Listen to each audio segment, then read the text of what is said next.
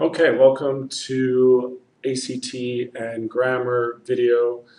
This is lesson number 5. We're going to be talking about fragments today. Fragments, fragments are another kind of sentence that we want to avoid, right? It's an incorrect kind of sentence. So remember last time we were talking about run-ons, right? Run-ons is another kind of sentence that we want to avoid. Remember, we said run-ons, you guys love to write them. You write them all the time. So let's just review real quickly before we move on to fragments and how to fix those. Let's take a quick look at run-ons again. Remember, run-ons is when you have these two independent clauses, two clauses that can be their own sentence, and you guys try to put them into the same sentence without the right punctuation, right? So a run-on, two clauses that can be their own sentence, and you try to put them in the same sentence. Like, for example, so you've got one independent clause can be its own sentence, and another independent clause that could be its own sentence, and you guys just try to put them in the same sentence with a comma. But remember, you can't do that, right? That is a run-on. We want to avoid that. We want to avoid that. We want to learn how to fix those for the ACT and for our own writing. So this is really important to come to an understanding of, right? So we want to avoid these run-ons here. Okay, so let's take a look at a couple of quick examples. For example, my wife put me on a vegan diet. That could be its own sentence, right? I miss eating meat. That could be its own sentence. Those are both independent clauses. They could both stand on their own. They could both be their own sentences. So we can't just put them in the same sentence with a comma, right? That doesn't work. Say run-on. You don't like it. Another one, real quick. I usually get some McDonald's on my way home. That can be its own sentence, right? That's independent.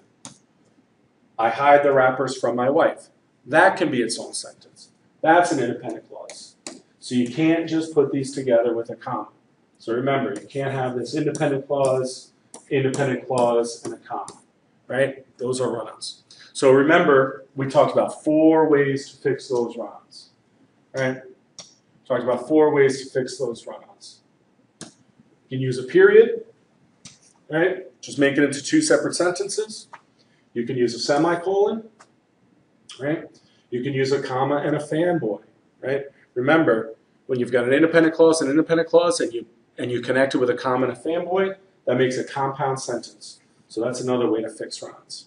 Finally, you can make one of the clauses dependent. Remember all those subordinating conjunctions, right? Before, after, if, when, whenever, because, since, although, even though, right? All those subordinating conjunctions that help to make one clause dependent. So when you've got independent clause, right? You can put a period, you can put a semicolon, or you can put a comma fanboy, or you can make one of these clauses dependent, right? Okay, so those are run-ons, and that's how we fix them. But so now let's get into fragments. This is another kind of sentence that we want to avoid. This is another kind of incorrect sentence that you guys like to write. So let's take a look at fragments. Okay? Fragments are incorrect because they are incomplete. They are not complete sentences. Okay? They're sentences that are not complete. They're incomplete. So why are they incomplete? They might be missing a subject, they might be missing a verb, or in some cases they have a subject and they have a verb, but they don't express a complete thought. Okay? So a fragment can have a subject and have a verb, but it's not a full sentence, it's not a complete sentence because it's not a complete idea. And we'll see some examples of that. So let's take a look at the examples we've got here. Living in the attic. This is a fragment. Why? This is a fragment because it's missing a subject, right? No subject here.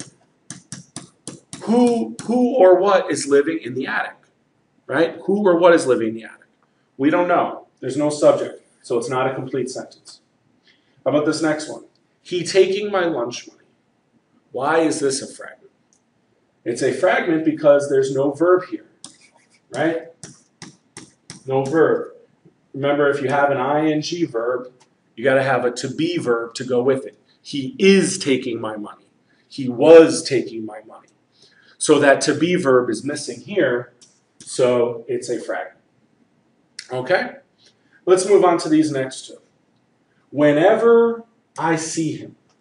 Well, we have a subject, I. The sentence is about me, I. And we've got the verb see. So it's got a subject, it's got a verb. So why is this a fragment? It's a fragment because it's not a complete thought. Whenever I see him.